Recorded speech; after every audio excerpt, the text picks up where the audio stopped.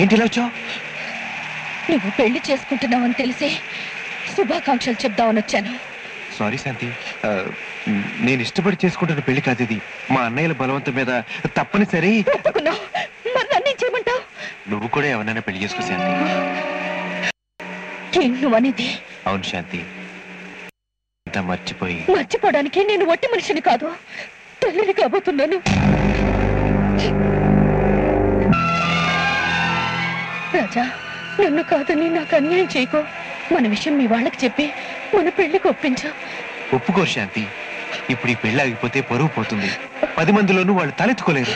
మగాడివి నువ్వే అలా అంటే వాడదాన్ని, పెళ్లి కాకుండానే తల్లిని కాబోతున్నదాన్ని నేను ఎలా తలెత్తుకోగలను? ఈ విషయం తెలిస్తే మా అన్నయ్యలు మాత్రం ఎలా తలెత్తుకోగలరు? అందుకే ఓ పని చేయి, ఈ డబ్బు తీసుకెళ్ళి ఎవరికి తెలియకుండా అబార్షన్ చేయించుకో. తీసుకెళ్ళి. ఈ పరిస్థితిలో నేను ఎంతకంటే ఏమీ చేయలేను. ఏమీ చేయలేని వాడివి నన్ను ఎందుకు ప్రేమించావు? పెళ్లి చేసుకుంటారని ప్రమాణం ఎందుకు చేశావు? నమ్మించి తల్లిని ఎందుకు చేశావు? అసలు నీ కడుపులో పెరుగుతున్న బిడ్డకి తండ్రి నేనేనని గ్యారంటీ ఏంటి? నాతో తిరిగినట్టే మరొకరితో తిరగలేదని నమ్మకం ఏంటి? గత వేషాలు లేకుండా డబ్బు తీసుకెళ్ళి అబార్షన్ చేయించుకో.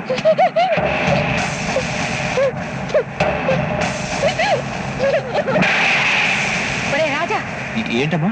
అంతా విన్నాను రా. ఒరే రాజా, ఇక్కడేం చేస్తున్నావురా? అక్కడ పేట్ల మీద కూర్చోవాలి. హరి, శ్రీహరి వీడేం చేశాడో చూసారా? ఆ సత్యమూర్తి గారి చెల్లెల్ని పెళ్లి చేసుకుంటానని నమ్మించి తల్లిని చేశాడట. ఆ అమ్మాయి ఇచ్చి నిలదీస్తే అబార్షన్ చేయించుకోమంటున్నాడు. మంచి మాటే అన్నాడు. ఏమిట్రా నువ్వు అనేది? పెద్దంటి పిల్ల, పరువు గల కుటుంబం. ఈ విషయం వాళ్ళకి తెలిస్తే నోరు మూసుకుని ఊరుకుంటారు. కుటుంబం పరువు గురించి ఆలోచించే పిల్లే అయితే వీటితో తిరిగేది కాదు, కాలు జారేది కాదు. అలాగని ఆ పిల్లకి అన్యాయం చేస్తారా? లేకపోతే ఏం చేయమంటావు వదినా? పేటల్లాగా వచ్చిన పెళ్లి ఆఫ్ చేసి ఈ పిల్లకి అన్యాయం చేయమంటావా? ఒరే హరి, నా మాట వినండిరా. హరి, ఈ పెళ్లి వాళ్ళకి ఏదో నచ్చ చెప్పొచ్చు, ఆ పిల్లకి మాత్రం అన్యాయం చేయకండి రా. అన్యాయం లేదు, అధర్మం లేదు. అల్లరి చేయకుండా నోరు మూసుకో. వరలక్ష్మి, పెళ్లికి టైం అవుతాం, త్వరగా వెళదాం. వర్షం ఎక్కువగా ఉందిరా, వెళ్దామంటావా? ఆ హరిశ్చంద్రరావు శ్రీహరి ఇంటికి వచ్చి మరీ పిలిచారన్నయ్య. వెళ్ళకపోతే బాగుండదు, ఒకసారి వెళ్ళిపోతాం. ఏమండి, మీ చెల్లెలు కనిపించడం లేదండి. కనిపించడం లేదా? ఈ టైంలో ఎక్కడికి వెళ్ళింది? ఏమో బావగారు, గత్తలుపులు తీసున్నాయి.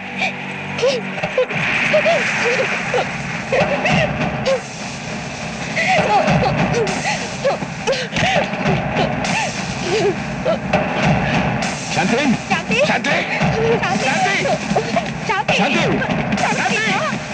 ఏమైందమ్మా? శాంతి, శాంతి, శాంతి,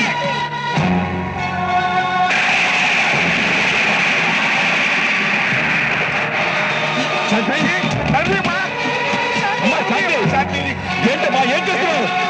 శాంతి,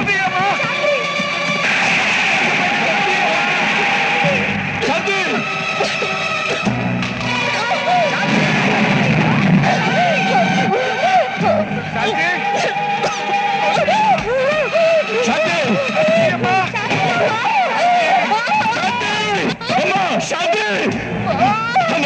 శాంతి విషయం తగినట్టుంది.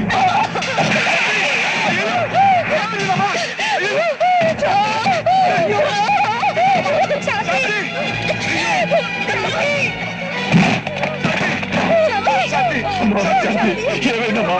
లక్ష్మి, నువ్వు డాక్టర్ ఫోన్ చేయి. ఏమైందమ్మా? ఏమైందమ్మా? ఏం జరిగిందమ్మా? చెప్పమ్మా.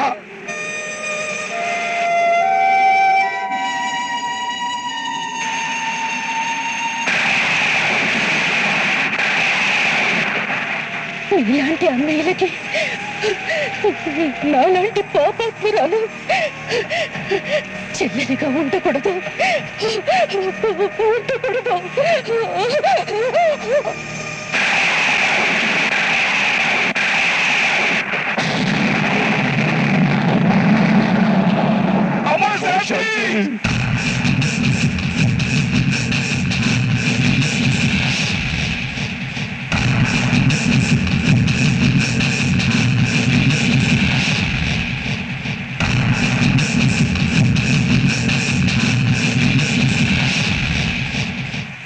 ఆగో, ఇది వల్లకాడు కాదు, కళ్యాణ మండపం. తెలిసే వచ్చాను. శుభమాని మా తమ్ముడు పెళ్లి జరుగుతుంటే ఆ శవాన్ని తీసుకుని ఇక్కడికి ఎందుకు వచ్చావు? పీటల మీద కూర్చున్న నీ తమ్ముడిని పాడెక్కించడానికి. అభం శుభం తెలియని నా చెల్లెల్ని అన్యాయం చేసి బలి చేసిన వీడికి జరగాల్సింది పెళ్లి కాదు, దహనం. ఒరే విష్ణుమూర్తి, నీ చెల్లెలు ఎవరితోనో తిరిగి కడుపు చేయించు.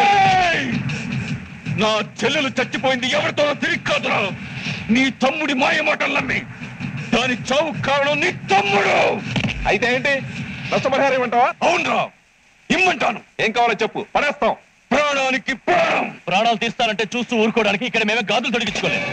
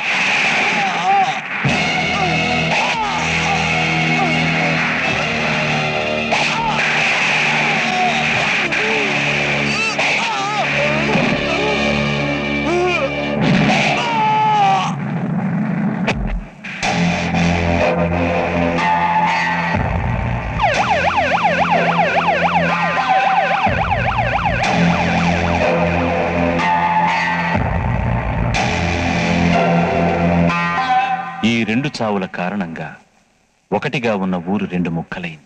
రామలక్ష్మణుల్లా కలిసిమెలిసి ఉండే ఈ ఊరి జనం రెండు వర్గాలుగా విడిపోయారు. ఈ మంటల్లాగి వీళ్లల్లో కోపాలు తాపాలు రగులుతూనే ఉన్నాయి. రాజాను చంపినందుకు గాను విష్ణుమూర్తికి 14 సంవత్సరాలు జైలు శిక్ష పడింది.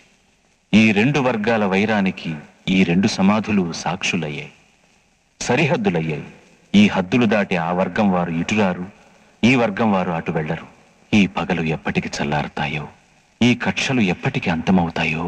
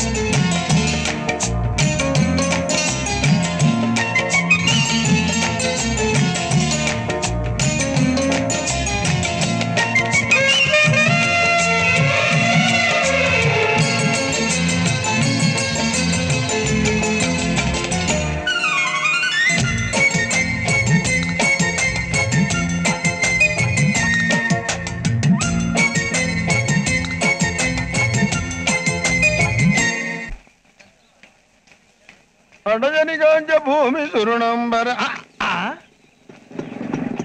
ఎవరు సేవకాలు రమ్ము. మీకు ఎన్నిసార్లు చెప్పారండి సేవకాన్ని పిలవుతానే. ఇందులో దోషం ఏమున్నదో? దోషం కాదు, నాకు భూతులాగా వెళ్ళబడుతుంది. తెలుగులో ఎంత చక్క ప్యూను అని పిలవచ్చుగా. అవురా, ప్యూన్ అన్నది తెలుగు పదం అని భ్రమించుంటివా? అది తెలుగు పదము కాదు, ఆంగ్ల పదము. ఏదో ఒకటి అలవాటైన పదం, అందరూ పిలిచినట్టు మీరు పిలవచ్చుగా. అపచారము. ఆంధ్ర భాష కౌదుండను, సంస్కృతాంధ్రములో ఉద్దండును, తెలుగు అధ్యాపకుండను అయి ఉండి నేను ఆంగ్ల పదమును ఉచ్చరించుటయా అపచారము. ఇది నా వృత్తికి అవమానం. సర్లేండి, ఇంతకు ఎందుకు పిలిచారో చెప్పండి.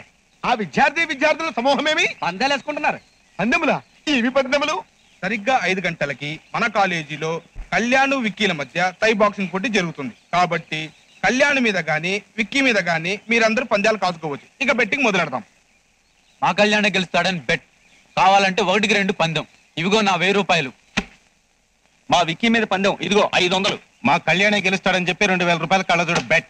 విక్కీ మీద 1000 రూపాయలు. కళ్యాణ్ మీద నా చైన్, విక్కీ మీద నా బ్రేస్లెట్, కళ్యాణ్ మీద నా గాజు, విక్కీ మీద నా రింగ్, కళ్యాణ్ మీద నా వాచ్, విక్కీ మీద నా జూకాలు, కళ్యాణ్ మీద నా కెనటిక్ హోండా, విక్కీ మీద నా సైకిల్, కళ్యాణ్ మీద నా షూస్, విక్కీ మీద నా చెప్పులు, కళ్యాణ్ మీద నా చున్నీ, విక్కీ మీద నా హ్యాండ్ బ్యాగ్, కళ్యాణ్ మీద నా బుక్స్, విక్కీ మీద umbrella.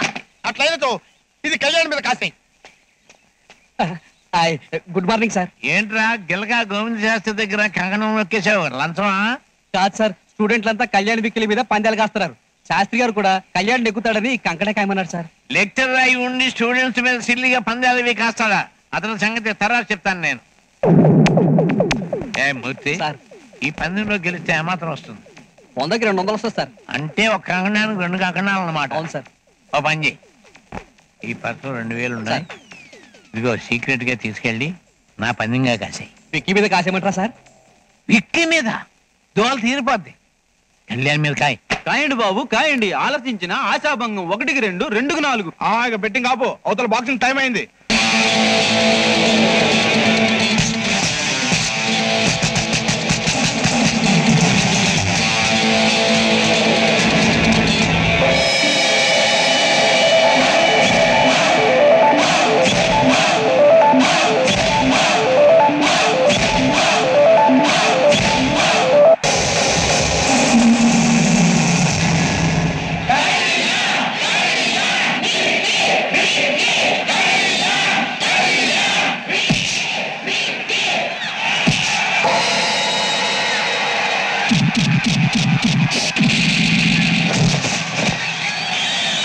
No, it's gone. No, Vicky, no.